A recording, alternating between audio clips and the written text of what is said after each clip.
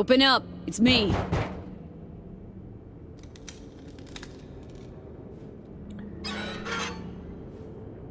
Is this how you greet me?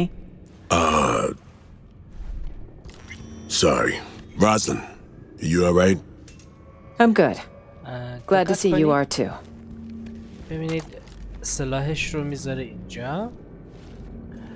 بعد من فقط نمیخوام اسپویلر بشه داستان برای شما. You remembered my number. همینه Some numbers you never forget. اینجا قطع میکنم. حواستون Level with me, اینجا باشه. Rosalind. You never intended to. خب بعد از اینکه صحبتاتون با رئیس جمهور تمام میشه بعد میایید اینجا، یعنی در خارج میشه سمت چپتون سلاح اینجاست. این بار سلاح علامت روش داره، یعنی شما میتونید این سلاح رو بردارید.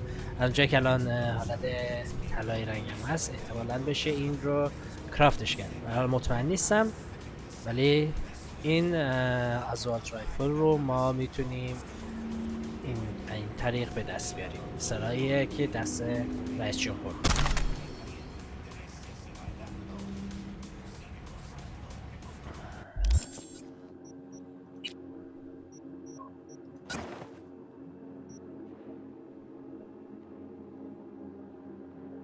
پس این هم از این سلاح.